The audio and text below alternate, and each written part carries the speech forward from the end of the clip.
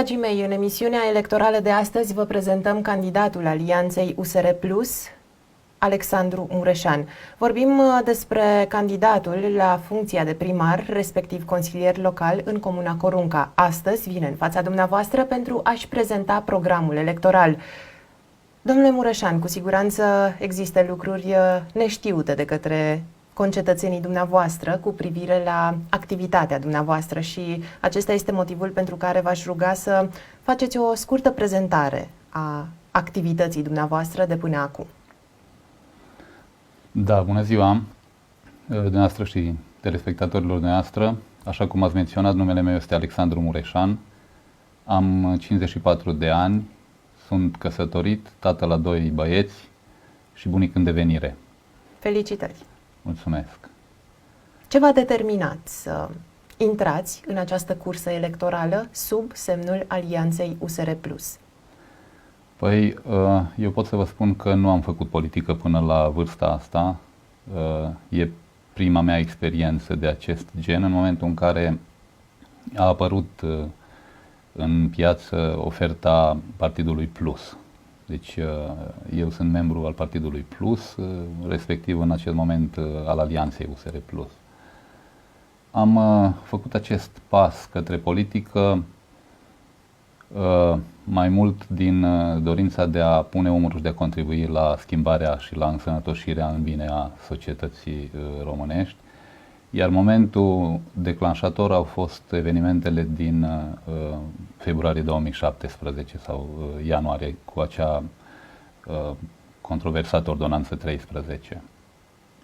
De atunci am început să particip la proteste, la meeting-uri, inclusiv în 10 august am fost gazat.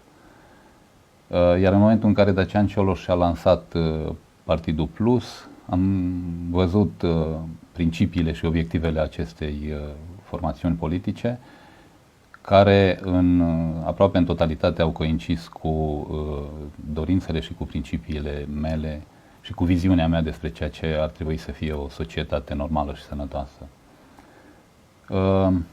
Candidatura la funcția de primar în Corunca a venit oarecumva în mod natural. Noi suntem o mică comunitate locală a Partidului Plus în Corunca, avem în jur de 10 membri și ne-am gândit că dacă dorim să schimbăm ceva, lucrurile trebuie să înceapă de jos, de la noi din comunitate, să ne implicăm și să venim cu soluții pentru problemele existente acolo. Iar în cadrul ședințelor și discuțiilor cu colegii din comunitatea noastră, am decis că e nevoie să avem un candidat de primar și o echipă pentru consilieri locali. Inițial ne-am gândit că ar fi bine să avem candidatul la funcția de primar să fie un etnic maghiar, pentru că știm că în Corunca există o comunitate importantă sau poate majoritară de etnici maghiari. Avem printre noi și membrii etnici maghiari, dar pentru că nu a fost să se materializeze acea modificare legislativă în ceea ce privește alegerea primarilor în 2 tururi, colegul care ar fi fost propus pentru această funcție a preferat să candidez eu, considerând că am șanse mai bune în aceste condiții. Să înțeleg că a fost o decizie de comun acord. De comun acord, o decizie în cadrul comunității noastre locale, da. Și așa am ajuns să fiu votat de către colegi ca fiind candidatul pentru funcția de primar. Vreau să vă spun că nu candidez singur, avem o echipă, așa cum v-am spus, comunitatea locală, dar ca și candidat la funcția de consilier suntem 5, o echipă de 5 oameni, profesioniști, toți provin din diferite medii, în special mediul privat, majoritatea. Vorbim despre 3 economiști, un inginer și un jurist în această echipă care noi spunem că va schimba Corunca. Ce vă doriți mai exact pentru comunitatea pe care doriți să o reprezentați? Păi nu-mi doresc altceva nimic decât normalitatea. de care avem atâta nevoie și care ar trebui să fie și la nivel de țară. Ne dorim să avem o comunitate prosperă, pentru că, așa cum toată lumea știe, Corunca beneficiază de o situație favorabilă prin faptul că este așezată la periferia Târgu Mureșului, în zona metropolitană. Există un număr semnificativ de societăți comerciale care își aduc aportul la realizarea bugetului în comuna noastră. Și cu toate astea există foarte multe probleme încă nerezolvate, începând cu canalizări, străzi neasfaltate, lipsa spațiilor de joacă, a parcurilor, a locurilor de recreere și așa mai departe. Noi considerăm că se poate face mult mai bine, chiar cu bugetul existent la momentul acesta, dar în special prin atragerea de fonduri și prin realizarea de proiecte cu finanțare, fie europeană, fie națională, am putea să creăm plus valoare în localitatea noastră. Aș vrea să vă întreb dacă din echipa dumneavoastră actuală de consilieri, de viitori posibili consilieri locali în cadrul Consiliului Local Corunca, există persoane care au activat până acum în administrația locală? Nu, în administrația locală niciunul din echipa noastră de consilieri nu a activat, dar sunt unii dintre ei care au lucrat în instituții ale statului român, diferite instituții ale statului român, deci au oarecumva tangență cu ceea ce înseamnă sistemul bugetar. În schimb, pot să vă spun că majoritatea dintre noi provin din mediul privat, din societăți cu profile de activitate diverse și variate, oameni care au gestionat bugete semnificative de sute de mii, milioane de euro, cu rezultate remarcabile, cu rezultate bune. Pot să vă spun că un membru al echipei noastre este cadru didactic universitar, este conferențiar, doctor, inginer în inginerie și management. Deci eu sunt economist și am specializarea management, am și un master în domeniul managementului sistemelor calității.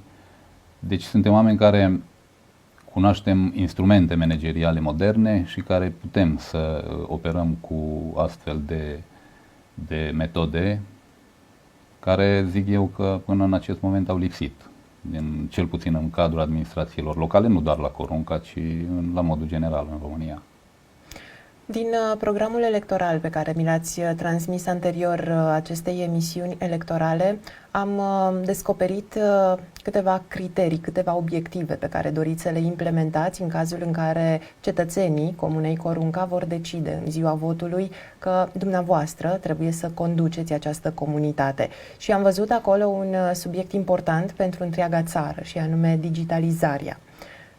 Ce anume vă doriți să faceți în cadrul acesteia și cum să implementați proiectul? Păi, ce să vă spun, eu v-am spus că sunt economist de factură, dar în mod nativ am o înclinație față de tot ceea ce înseamnă tehnică și în special tehnica informatică la momentul ăsta. Din experiența mea în mediul privat pot să vă spun că aproape peste tot fiecare proiect în care am intrat, am folosit la maximum tot ceea ce înseamnă tehnică de calcul. Noi ne dorim ca și în administrație să folosim cât mai mult tot ceea ce înseamnă, toate avantajele tehnologiei secolului 21. Mai precis, vom realiza o bază de date în cadrul primăriei cu tot ceea ce înseamnă evidență, începând de la evidența populației până la evidența proprietăților, a terenurilor și așa mai departe, ceea ce nu prea există la acest moment, astfel încât fiecare cetățean din comună să beneficieze de acces la un portal al primăriei care să fie structurat în așa fel încât fiecare om să poată să-și obțină din câteva clicuri informațiile de care are nevoie, anumite adeverințe, dovezi, să-și vadă situația contului în ceea ce privește plata taxelor și impozitelor și terminând cu plata efectivă online a acestor datorii către bugetul local. Pentru că nu cred că în acest moment mai este fezabil și eficient să avem oameni angajați care să scrie o chitanță manual, să încaseze bani în numerar, după care să fie nevoit să se ducă la bancă să depună numerarul. Mai sunt și probleme de securitate în ceea ce privește manipularea valorilor. Eu cred că s-ar putea face o serie întreagă de economii prin acest lucru.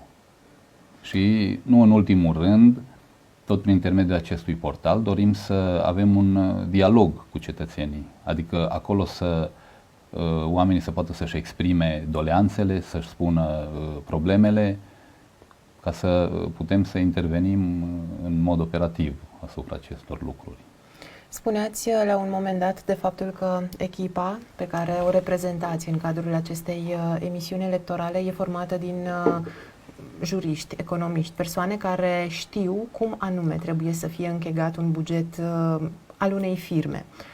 Bugetul local putem să-l asemuim cu un astfel de buget privat într-o anumită măsură, dar știm foarte bine că suplimentarea acestor bugete poate veni prin finanțări. Fonduri europene, fonduri nerambursabile sunt doar câteva dintre aspectele pe care cetățenii români și le doresc. Da, aveți perfectă dreptate.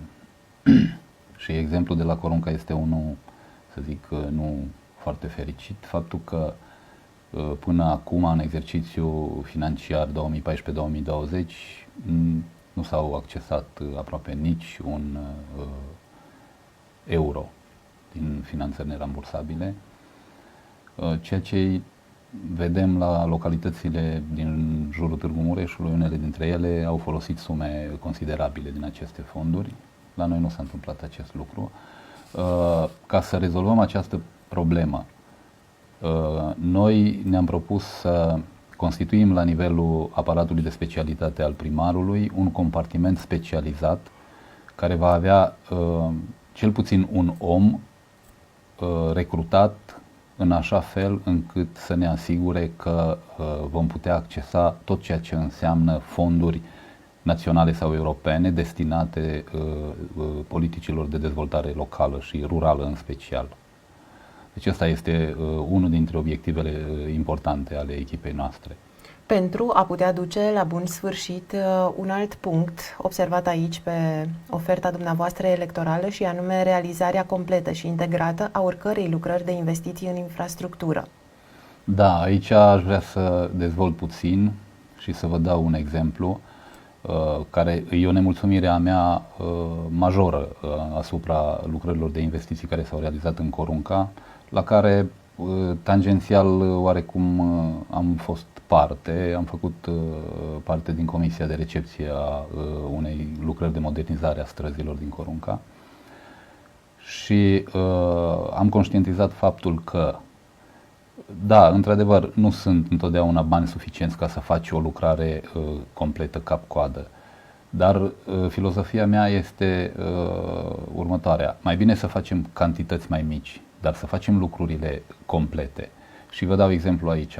Dacă vorbim despre asfaltarea unei străzi, aici sunt cel puțin 3 elemente importante care trebuie realizate concomitent. Este vorba de asfaltarea carosabilului, este vorba de betonarea acostamentelor și pereierea șanțurilor sau, popular spus, betonarea șanțurilor sau dalarea lor.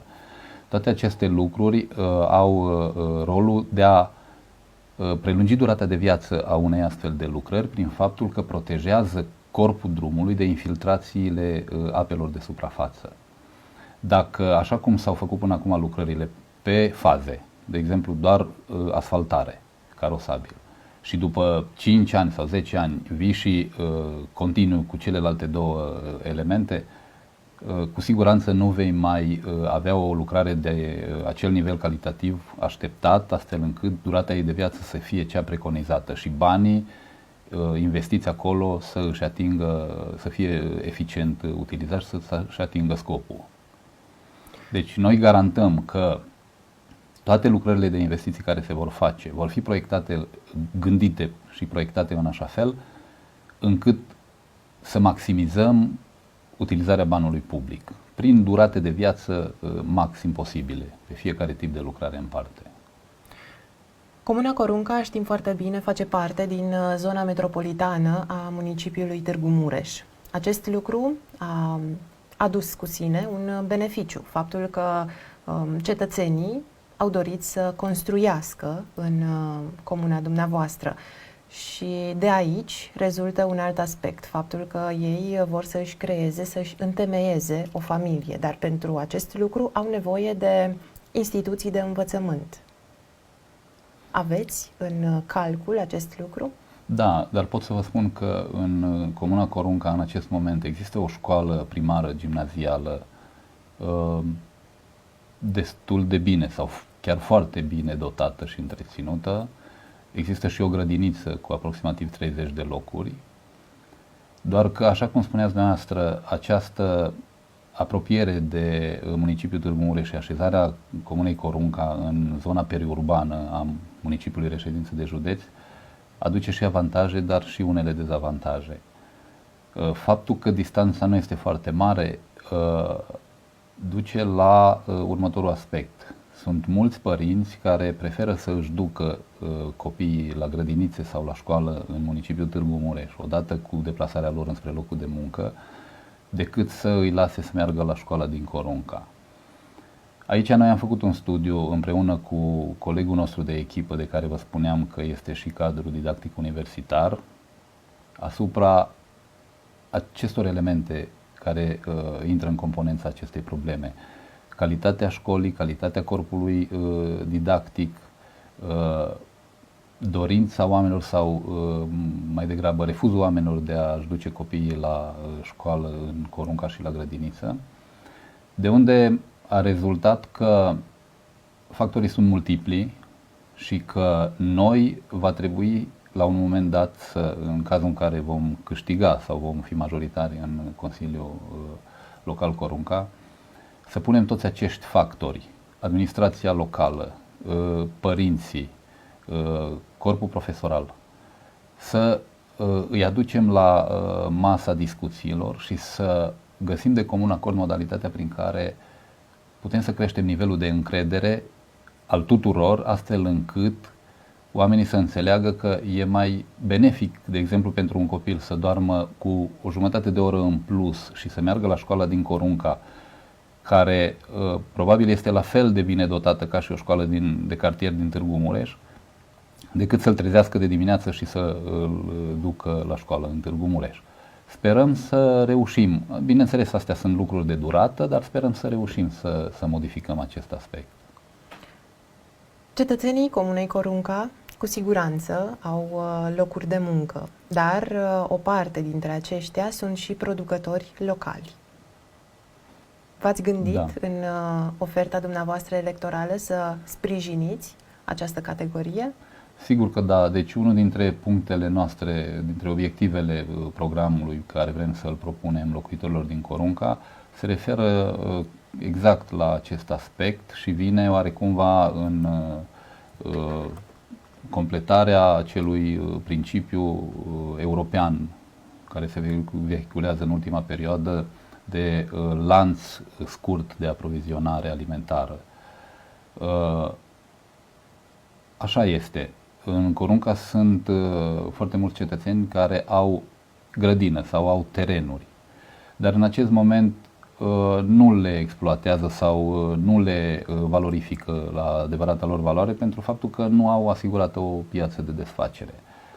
Noi ne-am gândit că dacă vom avea sprijinul cetățenilor, vom propune realizarea unei astfel de piețe în care producătorii să aibă garanția că își pot desface într-un mod civilizat produsele proaspete și de calitate, produse în propria gospodărie, iar pentru cetățenii nou mutați, oamenii tineri și activi, pentru o gospodină, de exemplu, care vine de la serviciu după masa, cred că ar fi benefic și ar fi de dorit să știe că există o piață unde Ilon Coneni vine și își expune la vânzare zarzavaturile proaspete sau ouăle sau laptele și în drumul spre casă poate să le cumpere într-un mod facil și să își hrănească familia cu produse de bună calitate. Dar asta nu este totul. Noi considerăm că prin acest lucru vom crea premisele unei creșteri a coeziunii sociale între cetățenii băștinași, să zicem, din Corunca și cei din partea de extindere, din nou veniți în Corunca. În oferta electorală am observat și faptul că ați punctat transparența în tot ceea ce înseamnă cheltuirea banului public. Implementarea acestui proiect cu siguranță va aduce lucruri pozitive, dar și negative. Eu consider că lucrurile pozitive sunt mult mai importante decât cele negative rezultate din acest demers. Nouă ni se pare și mie personal mi se pare de bun simț ca toți cetățenii contribuabili care participă la realizarea bugetului comunei să fie informați complet asupra a tot ceea ce înseamnă modul de utilizare a banului public.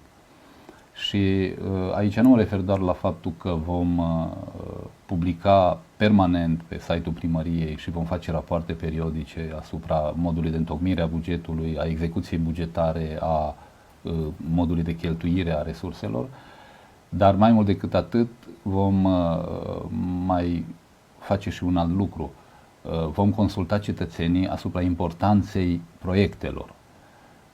Și împreună cu ei vom găsi forma de a decide care este prioritatea numărul 1, care este prioritatea numărul 2, care este modalitatea care i-ar satisface cel mai bine pentru realizarea unui proiect. Pentru că mi se pare normal așa atunci când contribui la finanțarea unei lucrări oarecumva să fii întrebat și părerea ta să conteze. Și cu siguranță în acest mod oamenii se vor simți utili, se vor simți mai responsabili și mai implicați în actul de administrare publică a localității. Practic, dumneavoastră vă doriți o implicare vizibilă a întreg colectivului de cetățeni din Comuna Corunca. Vizibilă și activă. Pot să vă dau un exemplu. Să zicem că ne dorim lansarea unei lucrări demararea unei lucrări de modernizare a unor străzi dintr-o anumită zonă din Corunca. Înainte de a lansa tema de proiectare și înainte de a lansa studiul de fezabilitate, eu îi asigur pe cetățenii din Corunca că vom lansa o consultare publică a zonei respective și fiecare cetățean va avea posibilitatea să-și expună părerea despre ceea ce și-ar dori de la lucrarea respectivă.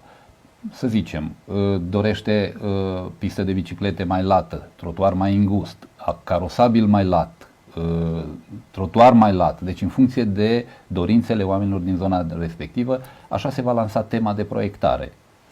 Domnule Alexandru Mureșan, pentru că ne apropiem de finalul acestei intervenții, aș vrea să aflu de la dumneavoastră de ce să voteze cetățenii Comunei Corunca candidatul Alexandru Mureșan la funcția de primar al Comunei Corunca din partea Alianței USR Plus și lista de consilieri locali.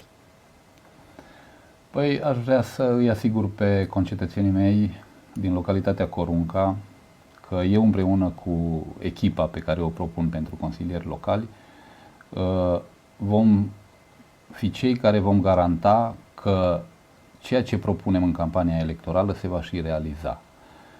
Asta prin faptul că fiecare dintre noi suntem oameni responsabili cu o carieră în spate, care nu avem altă dorință decât aceea de a ne pune experiența și cunoștințele acumulate până acum în slujba cetățenilor din Corunca.